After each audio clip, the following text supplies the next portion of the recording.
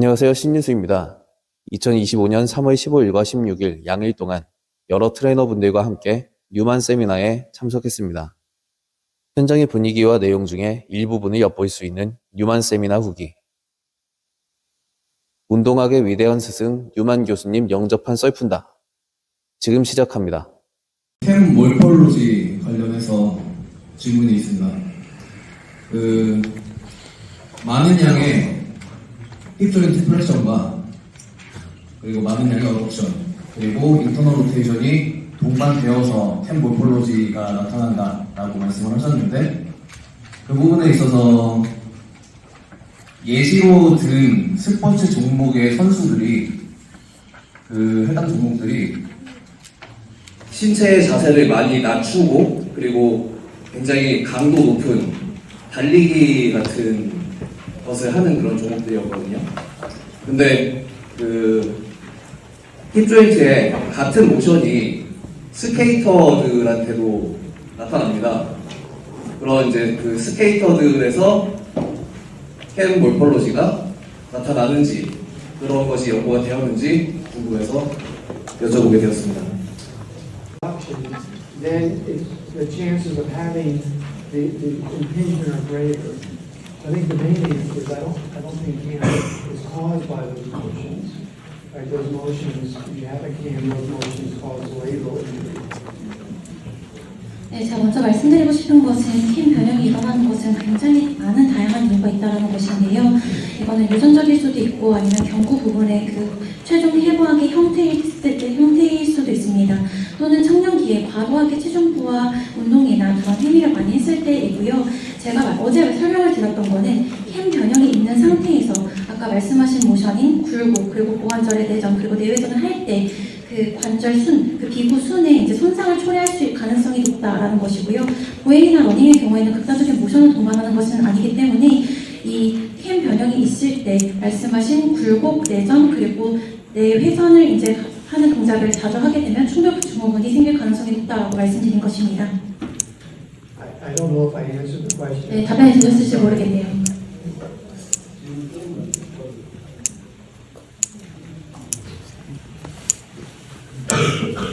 네, 우선 방금 답변해 주신 부분에 대해서는 이해를 했습니다. 캠 변형이 있을 적에 그런 활동들이 더 추가적인 손상을 일으킬 수 있다는 답변이었으니까 거기는 이해를 했고요. 제가 여쭤본 부분은 그런 쪽의 스포츠 선수들이 강렬하게 강도 높은 달리기를 하면서 지면에 착지하는 과정에서 발에서는 그라운드 리액션 폴스가 올라오고 그리고 위에서부터는 체중 부하가 순간적으로 실리면서 그 고관절에 강력한 임팩트가 반복적으로 주어진다고 생각합니다. 그래서 그런 것들이 캠 몰폴로지를 유발하는 것이 아닌지라는 부분이 궁금했던 거고요. 그렇기 때문에 똑같은 고관절의 모션을 사용하더라도 그런 반복적인 강력한 임팩트가 일어나지 않는 스케이터들에서는 캠 몰폴로지의 발현 가능성이 훨씬 더 좀 낮은 수치가 나타나는지 하는 부분이 궁금했던 것입니다. 제가 뉴만 세미나에서 질문을 했던 캠 몰폴로지는 페모로 아세타블라 임핀지먼트, 대퇴비구 충돌 증후군 중에 하나입니다. 대퇴비구 충돌 증후군에 해당되는 게 캠 몰폴로지가 있고 핀서 몰폴로지가 있습니다.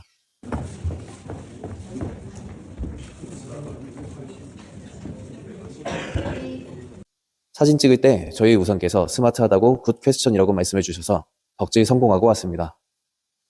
캠 몰폴로지는 대퇴골 머리와 목 부분에서 변형이 있는 것이고요.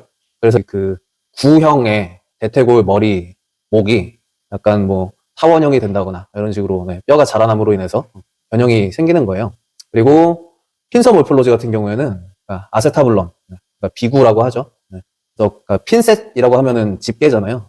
이 고관절의 절구 테두리 쪽에 있는 뼈가 자라나면서 집게 같은 형상으로 더 띄게 되는 게 핀서 몰폴로지입니다. 차이는 연구 결과 핀서 몰폴로지가 퇴행성 관절염으로 진행이 많이 되지 않는 반면에 캠 몰폴로지는 퇴행성 관절염으로 진행이 유의하게 많이 되는 것으로 나타났어요. 이런 것이 차이가 있었고, 또 한 가지는 세미나 내용 중에서 일리오 캡슐라리스라는 부분이 나옵니다. 엉덩 주머니 근이라고 하는 거예요. 장요근의 가장 깊은 층에 존재하는 근섬유 중에 일부로 여겨진다 하는 부분이었고, 이 일리오 캡슐라리스가 해주는 역할은 뉴만 해부학의 그 그림들을 보시게 되면 인대는 그러니까 정말로 그냥 끈 같은 것으로 보시면 되기 때문에 끈의 양 끝단을 이렇게 잡아 당겼을 때 팽팽해지는 길이가 있고, 양 끝단이 가까워지게 되는 경우는 끈은 이제 느슨하게 이렇게 접히게 되죠. 그래서 고관절이 굴곡이 되는 모션에서 양 끝단이 팽팽하게 당겨진 상태가 아니고 양 끝단이 가까워지면서 마치 카펫이 접히는 것처럼 느슨하게 이제 접히게 돼요. 그럴 적에 그 비구순하고 대퇴골 머리 사이의 공간으로 인대가 말려 들어가면서 찝힐 수도 있습니다. 그러니까 인대 속에 자리를 잡고 있는 그 근섬유들이 단축성으로 수축을 함으로써 완전히 인대가 느슨하게 말리지 못하게끔 역할을 할 수가 있거든요. 그래서 고관절 찝힘을 막아주는 역할을 하는 게 일리오 캡슐라리스입니다. 인대가 바깥에 있고 근육이 이렇게 있으면 아니 그 일리오 캡슐라리스가 네. 인대하고 섞여 있어요.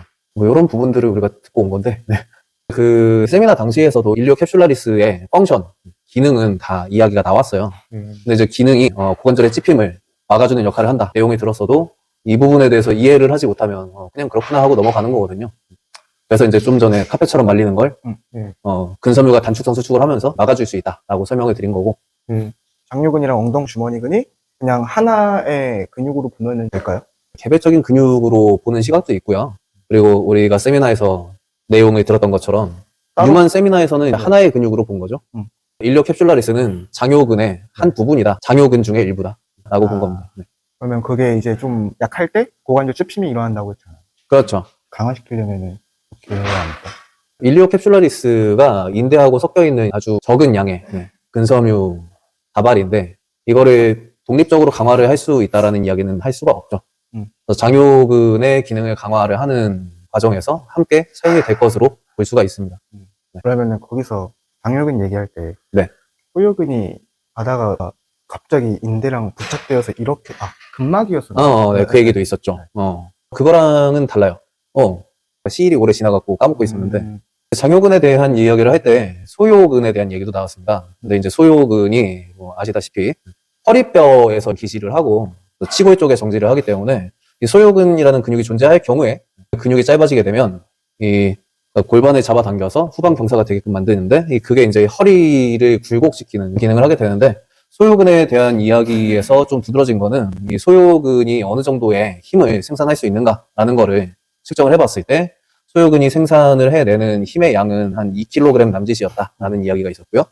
그렇기 때문에 소요근이 존재할 경우에 이 허리를 굽히는 힘이 더 강하게 발휘가 될 수 있다라는 측면은 좀 우스운 이야기가 되는 거였고, 네.